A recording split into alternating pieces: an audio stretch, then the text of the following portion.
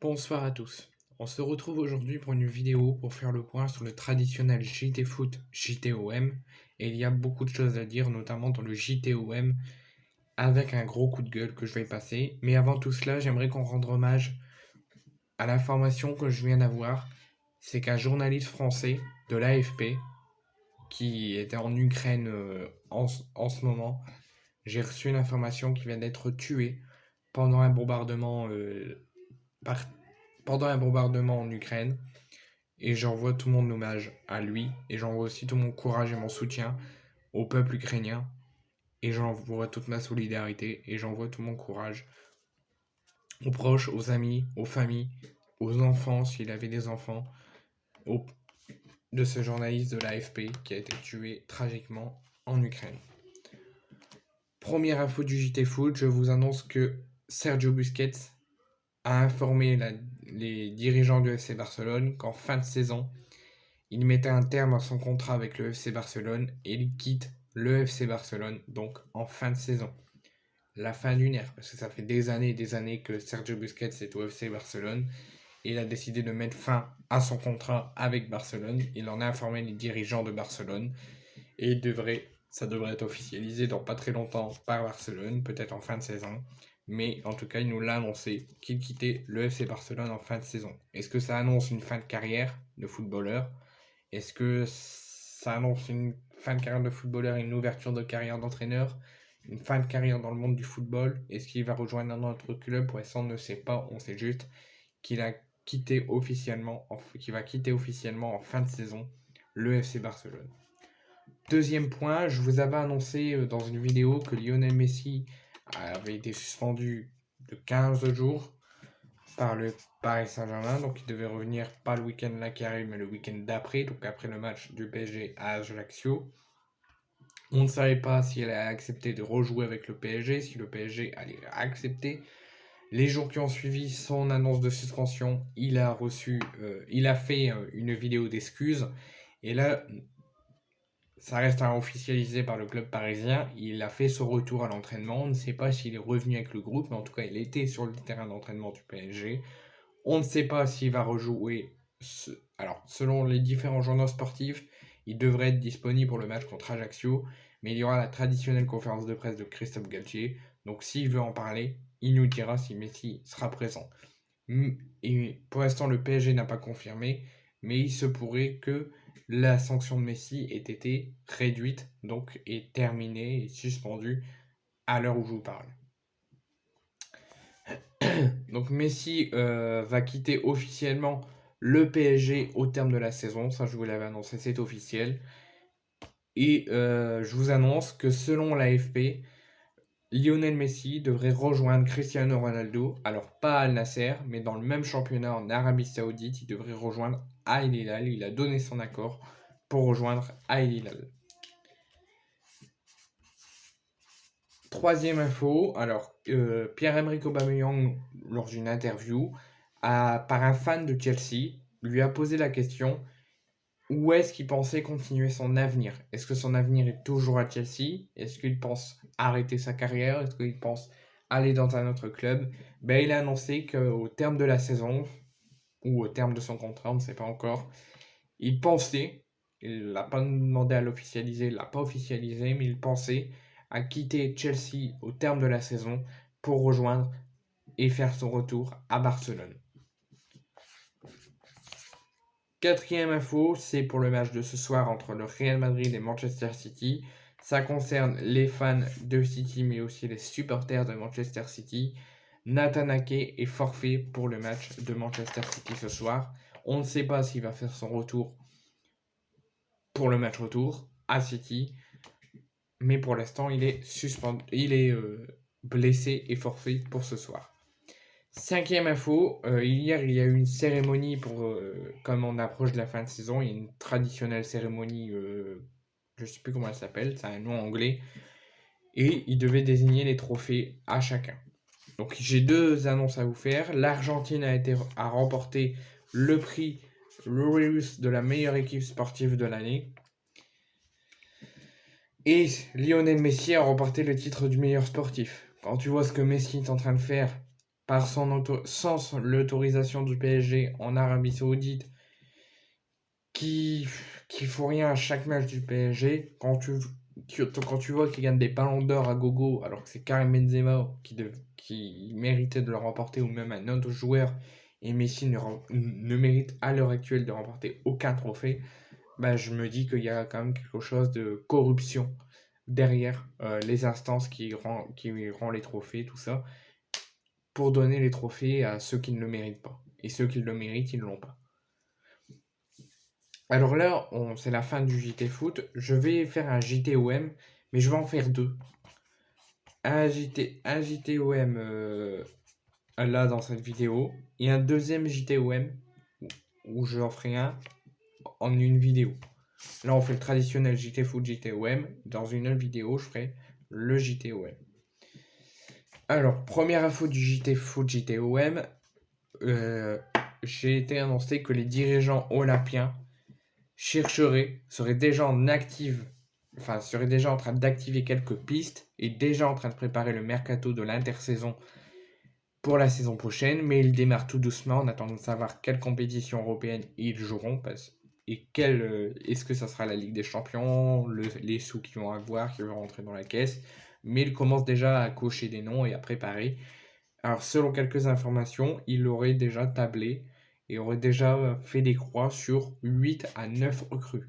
Donc, on devrait avoir maxi 9 recrues au mercato d'été. Donc, le mercato d'été, c'est au terme de la saison 2022-2023 et c'est pendant l'intersaison pour préparer la saison prochaine 2023-2024. Donc, l'OM pisterait 8 à 9 recrues pour la saison prochaine. Et ça serait pareil, mais dans le sens des départs. Donc on devrait avoir l'équipe qui serait remaniée comme un fou. On devrait avoir 9 départs maxi. Et on devrait avoir 9 arrivées. Donc 9 départs pour 9 remplacements. L'OM étudiera toutes les offres qu'ils recevront. Et que ça va dans le sens d'arrivée, le sens des départs. Par exemple, les joueurs comme Matteo Guendouzi, Cengiz Zander, Leonardo Balerdi, Paolo Lopez ou voire Rongier, qui sont à l'OM, leur fin de contrat c'est pas maintenant, mais ils pourraient être amenés à partir au mercato d'été parce qu'ils ont une bonne valeur marchande. Et ça, je suis pas d'accord. C'est pas parce qu'ils ont une bonne valeur marchande que tu dois les faire partir. Là, on voit, c'est que juste vous recrutez des joueurs pour les faire jouer, pour les faire progresser, mais qu'une fois qu'ils ont progressé et que ça commence à coûter au niveau financier, vous les faites partir. Donc en fait, vous les recrutez même pas pour l'OM, même pas pour les faire progresser, mais juste pour les recruter et les faire partir quand ça touche aux caisses de l'OM. Donc oui, là, si vous vendez Guendouzi, Under, Balerdi, Paolo Lopez ou Rongier, c'est des cadres de l'équipe, vous allez les remplacer, certes, ça fera du bien aux finances, mais ça reste des cadres de l'équipe. Ça reste des cadres de l'équipe qui font avancer le club. Donc moi, par exemple, sur les choix là que j'ai eu comme rumeur, Guendouzi, Under, Balerdi, Paolo Lopez et Rongier, le seul départ que je voudrais, c'est Balerdi. Balerdi, il faut qu'il change d'air, il faut qu'il va progresser dans un autre club, mais il doit plus rester à l'OM. Ça, je suis d'accord, il faut le faire partir. Mais Guendouzi, Under, Rongier ou Paolo Lopez, il faut pas le faire partir. Surtout Paolo Lopez. Et surtout Rongier. Et Guendouzi, Under, certes, ils sont dans une mauvaise passe, mais ils peuvent encore progresser jusqu'au terme de leur contrat. Et après, on verra s'il prolonge ou s'il prolonge pas. Deuxième info, alors il se pourrait que Dimitri Payet aurait giflé Yannick Cahuzac. Moi, j'ai vu la vidéo. Je pense qu'il n'a pas touché, qu'il a juste effleuré comme ça. C'est juste passé comme ça. Alors, on n'était pas à côté, on n'entend pas la claque, on la voit pas visuellement. Mais sur les vidéos que j'ai vues, la main approche Cahuzac, mais elle ne le touche pas. Malheureusement, selon les images de Canal+, et les images que Prime Video a réussi à voir alors que c'était même pas diffusé sur leur chaîne, Dimitri Payet devrait être durement sanctionné par la commission de discipline de la LFP et devrait mettre un terme à la fin de la saison. Donc ils se réunissent dans 2 jours, dans 48 heures, jeudi 11 mai, et on devrait savoir s'il va être sanctionné ou non, et s'il est sanctionné, sa saison là actuelle devrait être terminée parce qu'il devrait être sanctionné de 4 à 5 matchs Il y a déjà un joueur qui avait fait ça, mais en parole, il n'y a pas si longtemps. Il y a quelques années, il avait été suspendu 5 matchs. Il y a quelques années aussi, Payet n'avait pas fait de coup, entre guillemets, potentiel, mais avait dit des paroles envers les arbitres, le corps arbitral, et il avait été suspendu d'1 ou 2 matchs. Donc on verra bien, mais j'espère qu'il ne sera pas sanctionné. Franchement, je ne l'espère pas, parce que moi, je pense qu'il ne l'a pas touché. Vous me direz en commentaire ce que vous avez vu, mais je pense que la moitié des gens vont dire que Payet est terminé, que Payet doit arrêter le football, que c'est fini pour lui, qu'il mange trop de kebab ou je ne sais quoi. Et ça, c'est un manque de respect envers Dimitri Payet. Troisième info, donc toujours la sanction de Dimitri Payet.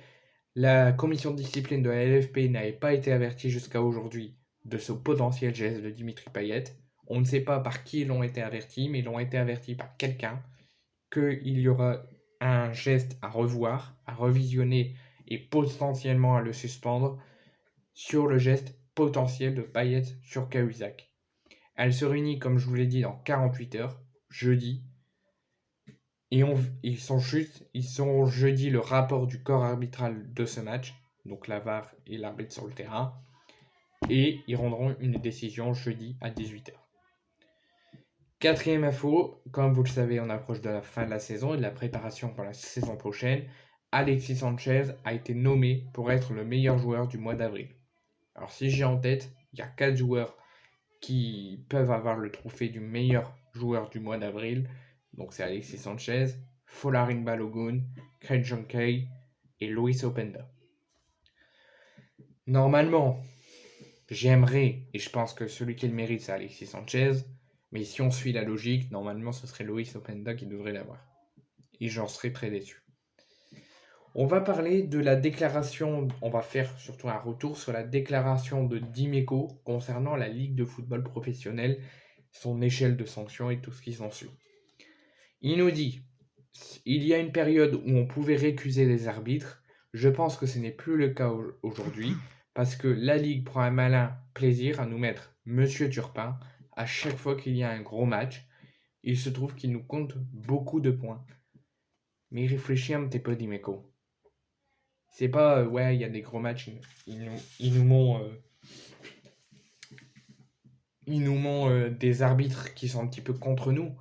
C'est la Ligue de football professionnel. C'est les arbitres, Monsieur Turpin, François Le Texier, qui sont contre nous. Si tu nous mets dans des gros matchs du Willy Delageau ou du Gaël Angoula ou tout ce qui s'ensuit, eux, ils vont faire leur rôle d'arbitre. Ils vont faire leur métier d'arbitre. Ils vont arbitrer neutrement. Mais si tu nous mets du Clément Turpin quand il y a des matchs à haute intensité ou des matchs qui va payer en fin de saison ou des matchs contre leur propre club qu'ils supportent, là c'est sûr qu'ils seront contre nous. Donc, la Ligue est en corruption avec les Lyonnais et les Parisiens. La preuve, dernière info de ce JT Foot JTOM, vous allez être un petit peu stupéfait, et moi j'étais stupéfait mais furieux, Clément Turpin va arbitrer Clermont-Lyon dimanche. Ça ne m'étonne pas, parce que je sais que la Ligue est corrompue par les Lyonnais, par les Parisiens. Ils vont faire exprès de mettre des arbitres qui vont leur mettre des décisions favorables à Lyon. Par exemple, la Clément Turpin est lyonnais, on l'a vu sur son compte Twitter, il a mis une photo où il dit qu'il est lyonnais de cœur, donc il est lyonnais, il supporte Lyon, et il va sans doute faire des décisions favorables à Lyon. Pourquoi ? Parce qu'ils supportent Lyon, et ça leur permettra d'accrocher l'Europe. Et pareil pour François Le Texier, il a été arbitré 2 fois de suite le Classico PSG-OM, parce qu'il est contre l'OM, il a reçu de l'argent de la part de la direction parisienne, et il arbitre pour son club et contre son rival. Donc oui, Clément Turpin, c'est incroyable, mais vrai, et ça me rend furieux que personne ne réagit. Certes, il y a des banderoles, LFP Mafia, UEFA Mafia, LFP corrompu, mais il faut s'énerver un petit peu plus. Parce que là, quand tu vois que Lyon se déplace à Clermont et qu'ils vont sûrement avoir des décisions arbitrales favorables et défavorables pour Clermont, parce que Clément Turpin va arbitrer sa ville de Lyon et son club qu'il supporte. Moi, plus tard, si je suis arbitre et qu'on me dit tu vas aller arbitrer OM-PSG, je vais arbitrer neutrement. Ça va peut-être me faire mal d'arbitrer contre l'OM, mais je ferai mon métier d'arbitre, je ferai mon rôle d'arbitre. Et quand tu vois des instances qui sont aussi corrompus, qui reçoivent de l'argent chaque match et qui font exprès de mettre des arbitres qui sont contre l'OM à chaque gros match de l'OM, ou qui montent des arbitres qui sont supporters de l'équipe qui joue, bah là, faut pas me dire que la ligue de football professionnel n'est pas corrompue.